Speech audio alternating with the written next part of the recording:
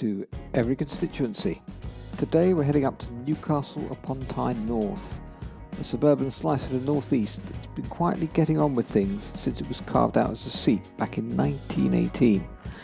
This is a place of leafy streets and metro lines covering areas like Jesmond, Gosforth and Longbenton. It's not exactly the hustle of Newcastle city centre, but it's got its own story to tell, so let's dive in.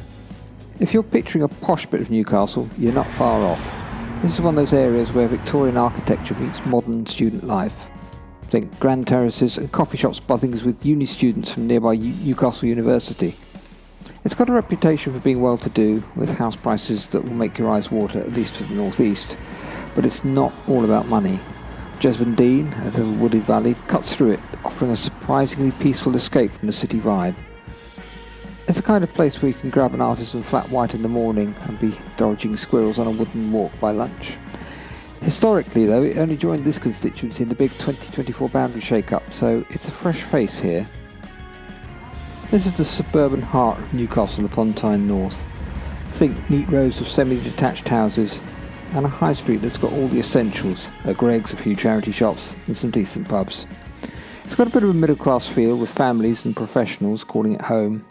And Gosforth's been a fixture in this seat for ages, though the boundaries have shifted around it.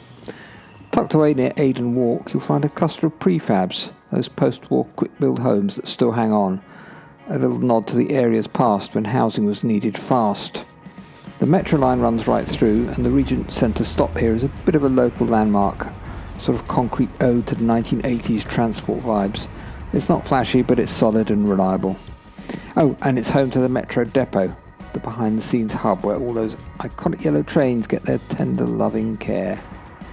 Then we've got Benton and Longbenton, which I'm lumping together since they're practically neighbours. These two sit on the eastern edge of the constituency, stretching into North Tyneside. Benton's got a mix of older homes and newer builds, plus the metro station that keeps it plugged into the city centre. Longbenton is more of a working class backbone to the area, with big housing estates and, shall we call it, a no-nonsense feel. It's got a bit of a history tied to coal mining too, way back when, though you'd never guess it now from all the suburban sprawl. Time for a quick numbers rundown. Newcastle upon Tyne North has a population of about 75,000 give or take, spread across its suburban sprawl. Average household income sits around £35,000, so above the northeast average, which hints at that relative affluence we'll get to. Unemployment's low as well, around 3%, and you've got a mix of renters and homeowners with a decent chunk of professionals commuting into Newcastle. Nothing too wild, just a steady suburban snapshot. Politically, this seat's been Labour's turf since about 1983, and since 2010 it's been Catherine McKinnell holding the reins. She's a Newcastle native, born in Denton, schooled at Sacred Heart, and a former solicitor who's climbed the Labour ranks.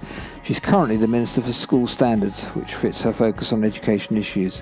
Before her, the seat had a mix of characters, like Doug Henderson, who held it through the Blair years, and way back it was actually a Tory stronghold until the 1960s, but Labour's grip tightened as the suburbs grew. And McKinnell's majority ballooned to nearly 18,000 in 2024, so she's not going anywhere soon. So, what's the vibe of Newcastle upon Tyne North? Well, it's mostly suburbia, quiet, relatively affluent, the kind of place where people mow their lawns and know their neighbours. Areas like Jesmond and Gosforth lean posh, while Longbenton keeps it grounded. And the metro line ties it all together, snaking through with that depot in the middle, keeping things ticking. It's not the most thrilling spot on the map, no big scandals or wild history to dig into, but it's got a steady charm. A slice of the northeast that's comfortable without shouting about it. So, that's Newcastle upon Tyne North. Thanks for watching, and I'll see you in the next random constituency. Bye for now.